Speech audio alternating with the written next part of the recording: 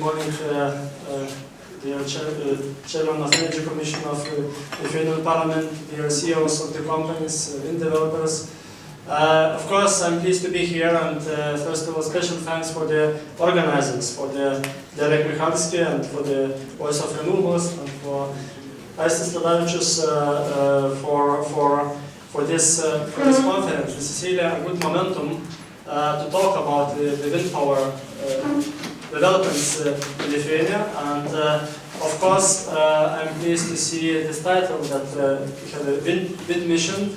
It's really the case that I really hope that during these 2 days you will explore more about these potential possibilities in Lithuania, and you will see really that the wind mission is not only possible in Lithuania, but this is also important for all of our consumers, for the state, and it will be also beneficial for the wind power developers. So this is the classical,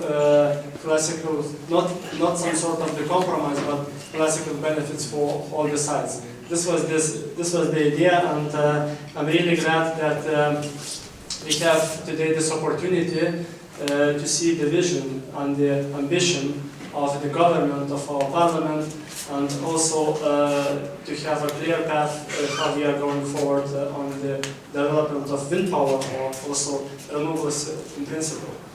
So here I will use this opportunity to a little bit to explore about the key energy strategy ambition and the vision for the forthcoming years. And really this is the case that new energy strategy was adopted in June last year, 2018, and this is really a good sign, because after 6 years this was strategy renewed, and this is one of the key messages of the strategy is, of course, development of renewables, competitive development, and really this is a good sign for all the investors side and all these developers. So, just to talk about our short story before, Lithuania was well known for the key energy projects, like, of course, the commissioning of Ignalina nuclear power plant, which is still ongoing process. This is a long-term process. New interconnections, which was built and connected to the grid in 2015, at the end of 2015, and we became the part of Nordic grid, and also getting and supplying the competitive electricity from these countries. Of course, LNG terminal was a really important step, which was introduced at the end of 2014. Now, more than 4 years, this terminal is in operation, ensuring the competitive prices for the consumers, reliability of the supply, and of course this was also an important step that at the end of this year Parliament made a decision that this terminal should be, the operation of this terminal should be prolonged, meaning that not only the leased conditions till 2024, but also this terminal should be purchased. Should be the ownership of Lithuania, and then this will be the reason to continue the competitive supply and security of supply in the long-term basis. And of course, one of the key developments talking about renewables was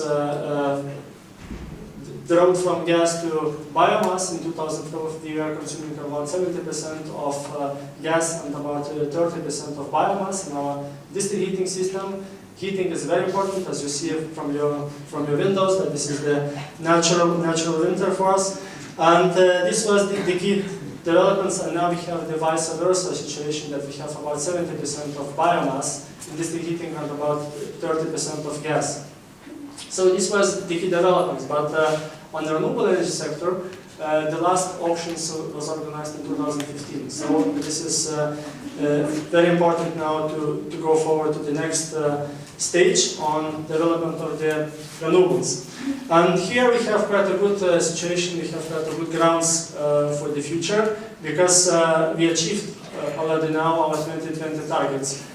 This target of renewables for Lithuania was 23%, and we now have more than 26% of renewables in our final energy consumption. This was the reason why we were the first to sign so-called statistical transfer agreement with Luxembourg in October 2017, and of course we are able to sell these statistics, and we made this not only a theoretical possibility, but this is a practical instrument also how to benefit, how to use this financing for the further development of renewables. So several words about new energy strategy, which was adopted in June 2018. There are four main pillars, four main principles. Of course, three classical ones. This is energy security, competitiveness, and reduction of impact on environment and climate change. But also we made the fourth dimension. This is the innovations, and this sector is also quite important in the current trends, how we see the technological developments, and this is really important to focus on this area, that the energy could be also generating the impact, positive impact for the state development. Concerning about the renewables, it's very important to stress that we are moving forward till 2015 to have almost all of electricity to be produced from renewables, and currently, as I said, we have about 1/4 of renewables in our final energy consumption. In 2030, about half, and this is the long-term vision to have almost all electricity to be generated from renewables in 2050. These are some slides showing how we will be going towards this direction. And this is really a good grounds, and here today this is the opportunity to be more practical how we will achieve this. Current state of wind energy, this is, the story begins in 2002, when the first windmill installation was made in Lithuania. Then we had 4 auctions organized between 2012 and 2015. And of course, we are proud that in 2016, Lithuania was the first in the EU with the most installations relative to its power consumption. So this is not the only record. We hope that we'll have that more in the coming years, and this is good grounds today to see how it will be possible. Concerning the status quo of the wind energy, we have more than 500 megawatts of installed capacity. This is about 170 units. And what is important to say, we have about 13% of our electricity consumption is produced from the wind power. So this is the most important renewable source for the production of electricity. Yes, we are quite heavily dependent on the import of electricity. So that's the key aspect, that wind power even today is the most important source of generation, domestic electricity generation. Talking about the future plans, what the strategy says and what the law says, it's very clear that now we have about 2.5 terawatt-hours of renewable energy. For the comparison, our electricity consumption is about 10 or 11 terawatt-hours. So that's the current situation, and the strategy sets the path very clearly for the future, that for the short-term future, that in 2025 we will double this capacity. So it means that from 2.5 terawatts we will have at least 5 terawatts of generation from renewables. And of course, wind could be one of the key potential developers or areas to come up with these figures. What is the current plans for the future? As I said, the new energy strategy was adopted in June, so this was very important to have also the next step, the law on renewable energy, which was adopted in December 2018, just several weeks ago. So that's why we have a very good momentum to discuss today the future plans, the future practical plans. And for the future, we have very practical milestones. And So one of the milestones is that this law will be enforced from the 1st of May.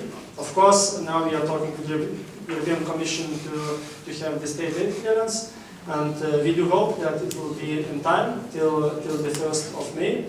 Then the next step, of course, will be adoption of all the necessary procedures for the auctions till April this year. And last but not least, of course, we have to have the approval of the regulator that sets the reference price and the maximum price for the first auction. So we are expecting this that it should be in the 1st of June.